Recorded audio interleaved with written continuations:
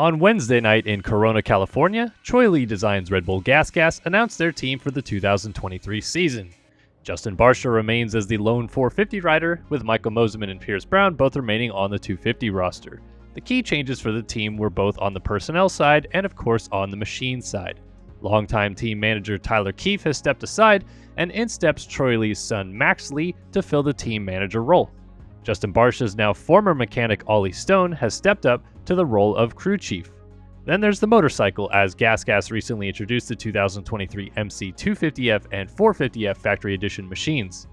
The bikes, of course, carry many of the same characteristics as the previously launched KTM and Husqvarna Factory Edition machines, so although the team may look similar on paper, a lot of change has happened. We were able to catch up with each of the riders and talk to them about the bike, the team, and expectations heading into 2023. Yeah, definitely a lot of, new changes, but there's been minimal changes. Losing Ollie was difficult because me and Ollie have a really good bond, a good relationship, but I knew for the team and myself it would be a huge benefit, and it's proven to be true. Ollie's done a fantastic job with the bike and with the team, and he's a great crew chief. New mechanic Cody has been awesome to work with him. I also have a new program, a new trainer. His name's Brady. He's been helping me out, and then also Eric Sorby has been helping me out a little bit riding stuff. So all in all, it's been an awesome off-season, fun, and I do have a newborn son now as well. So just a lot of things I'm grateful for, a lot of positivity. The vibe has been good. We have a new house in Florida. I don't know, there's so many new things, but all in all, it's just like, it's been one of these things where it's just, been super smooth, a good transition, and it's really nice to be back in Florida. I haven't been back there in forever at my track, Bamland, and I did a school there when I got back from California with a whole bunch of riders before Mini O's, which was sick. So rode my two-stroke a little bit back there a couple of days. That was cool.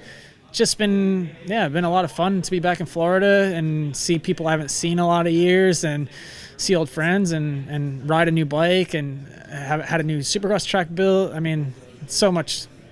The stokedness level is way up here. It's been awesome. Yeah, it's been really good. We did about 3 weeks of testing when I got on the bike, and then it was time for me to go back to Florida. I've been back in Florida for about a month now and haven't changed anything on the bike. So it's been unbelievable. It's the bike is really balanced. The new engine's awesome. For me, the transmission's great. It feels really connected. The balance of the bike, like I said, is really good. It's less pitchy than the old bike. I don't have any complaints about the bike. Everything seems better for me. My starts are really good right now. And now I'm back in California. I know Austria's been in and out of here doing testing. So for me, it's been great. I'm able to come in and try some new parts and see if we found anything better. And if we can make the bike better, great. If not, I'm really happy with it and ready to go racing as is. Yeah, I think that you can expect really good things. I think we're in a good position. I want to continue to go stiffer currently with our setup. Where we're at, I think we have just a little bit more to go. But otherwise, it's quite comfortable. And I think the nature of the motorcycle is a little bit more stable. And honestly, I don't find myself making many mistakes. Or even when you do make a mistake, it cleans it up almost for you. So I think you'll expect to see me crash less. I know that's, maybe a big statement, but I do think that plays a part in it, and having the right bike set up, and something I'm trying to be more attuned to. So, I really like it. It's tricky because sometimes you can be in a certain place mentally, and the mental side is quite fidgety in my experience of being in the zone and being out of the zone. And I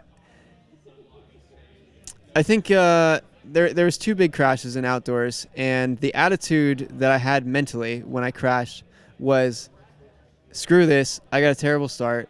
I'm going to blow some doors off and go to the front right now, right? Because the best time to pass everyone is at the beginning. These were 2 first lap crashes that put me out for a little bit. And that is an attitude that gets praised and that is encouraged. It's so tricky because when you have years of experience, you've heard it all.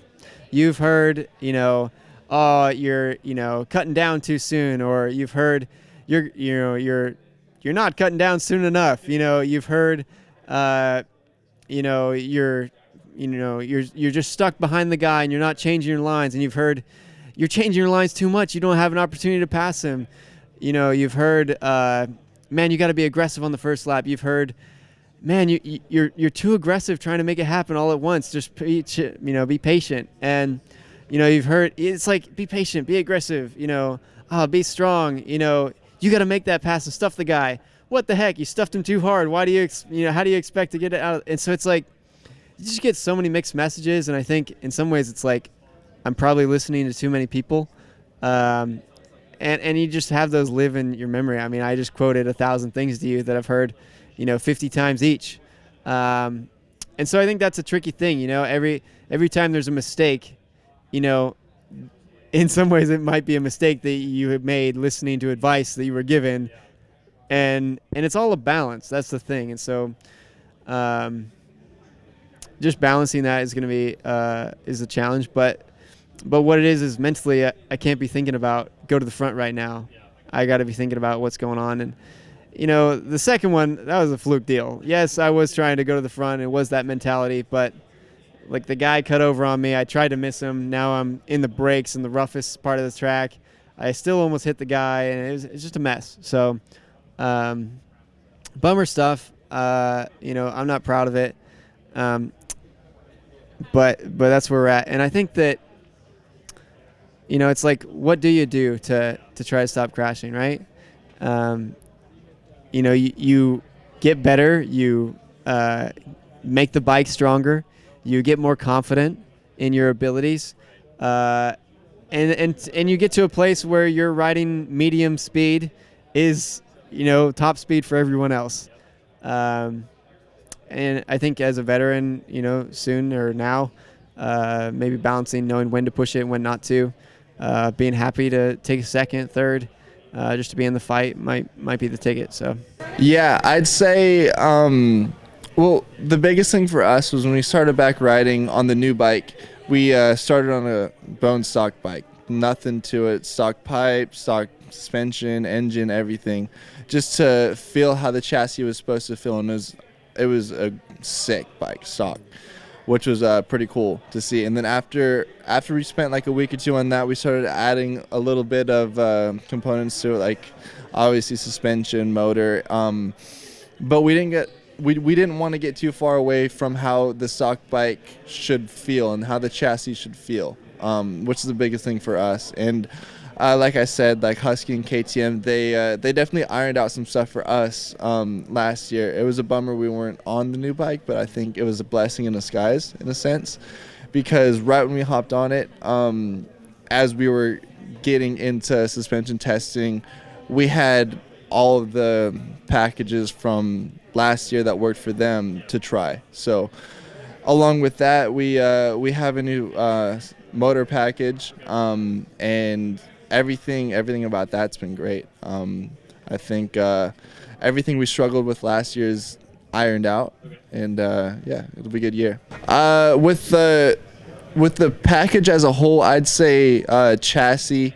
There were a couple things last year I was struggling with, like front end feel. Right when I hopped on the new bike, that was out of the question. That was gone, which was really cool. There were some mistakes I made last year that I was kind of wondering if it was me or not, and part of it was me, but part of the new bike just fixed it in itself. And with the motor package, I feel like Supercross we got away with it, but outdoors we struggled with power. It was hard to compete with those star bikes, and even all the other brands kind of upped their game to catch up to the star guys, and I feel like we were lacking that. But we found a good motor package after outdoors that I think Volan ran, and we ended up hopping on, and we've been on that. It's been great, and for the most part, I think the motor's gonna be huge on the start. That's the biggest thing, and chassis great, motor's great, everything's looking good. Yeah, it's crazy. It's cool. I've known Max for forever, and he's a hard worker, and I think he's gonna crush it. It's a little little sad seeing TK go because he's stuck his neck up for me for a while now and helped me out with a bunch of stuff. So I can't thank him enough for all he's done for me.